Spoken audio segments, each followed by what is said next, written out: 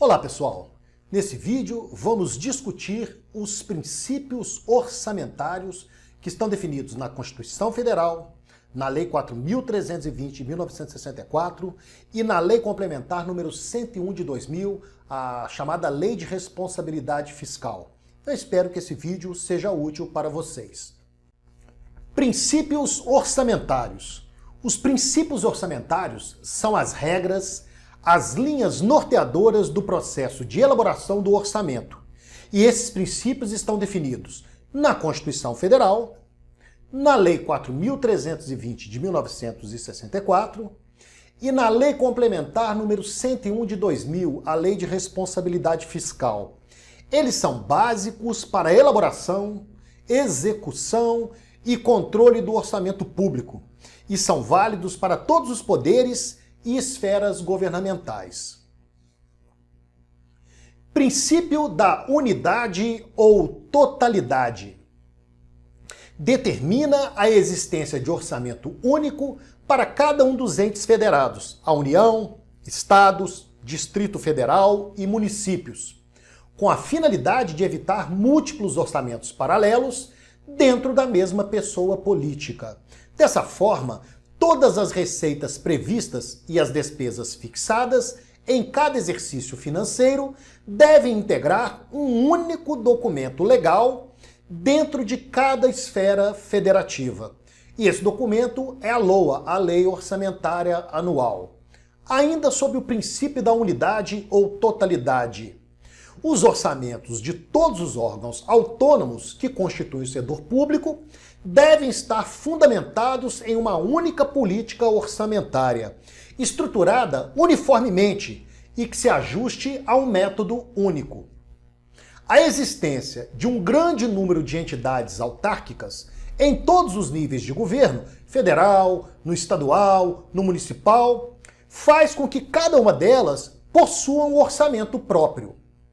É necessário que cada orçamento se ajuste ao princípio da unidade em seu conteúdo, metodologia e expressão, contribuindo para evitar a duplicação de funções ou superposição de entidades na realização de atividades correlatas, colaborando de maneira valiosa para a racionalização na utilização dos recursos.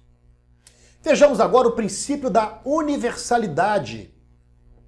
Ele determina que todas as receitas e as despesas constem da LOA, permitindo o conhecimento e a prévia autorização para a realização da receita e da despesa, impedindo que o executivo realize qualquer operação financeira sem autorização orçamentária. Deverão ser incluídos no orçamento, de acordo com o princípio da universalidade, todos os aspectos do programa de cada órgão, principalmente aqueles que envolvam qualquer transação financeira ou econômica. Se algo deve fazer parte do orçamento e nele não figura, os objetivos e os efeitos socioeconômicos que se procuram alcançar poderão ser afetados negativamente pela parte não incluída no orçamento. Jamais será possível alcançar um elevado grau de racionalidade no emprego dos recursos se parte dele for manipulada sem a devida programação. Vamos agora ao princípio da anualidade. Ele determina que o orçamento deva ser elaborado e autorizado com periodicidade anual, coincidindo o exercício financeiro com o ano civil. Ainda sob o princípio da anualidade, ele determina que deve-se utilizar convencionalmente o critério de um ano para o período orçamentário, por apresentar a vantagem de ser o período adotado pela maioria das empresas particulares ou privadas. Outra vantagem é a que concilia duas condições opostas, que consistem no fato de que, quanto mais distante a época para a qual se projeta, maior a possibilidade de erro. Sob esse aspecto, seria conveniente programar para períodos mais curtos. Porém, o ato de programar envolve uma soma de variedade de tarefas que seria impossível realizá-la em intervalo muito reduzidos. Agora, princípio do equilíbrio. Determina que o montante das despesas fixadas não possa ser superior ao da receita prevista. Deve ser utilizado o mecanismo para limitação e controle dessas despesas. O orçamento deverá manter o equilíbrio do ponto de vista financeiro entre os valores de receita e despesa. Procura-se consolidar uma salutar política econômico-financeira que produza a igualdade entre valores de receita e despesa, evitando dessa forma déficits espirais que causam endividamento congênito, isto é, déficit que obriga a constituição de dívida que, por sua vez, causa o déficit. Agora, princípio da exclusividade. Determina que a lei orçamentária não contenha dispositivo estranho à previsão da receita e à fixação da despesa. A exceção ocorre nos casos de autorização para abertura de créditos suplementares e de contratações de operações de crédito ainda por antecipação da receita.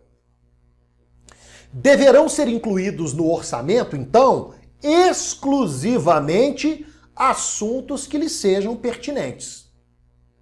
Em outras palavras, quer dizer que se deve evitar que se incluam na lei de orçamento normas relativas a outros campos jurídicos e, portanto, estranhas à previsão da receita e da fixação da despesa.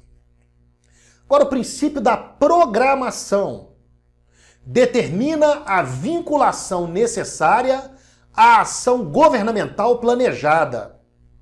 O orçamento deve ter o conteúdo e a forma de programação.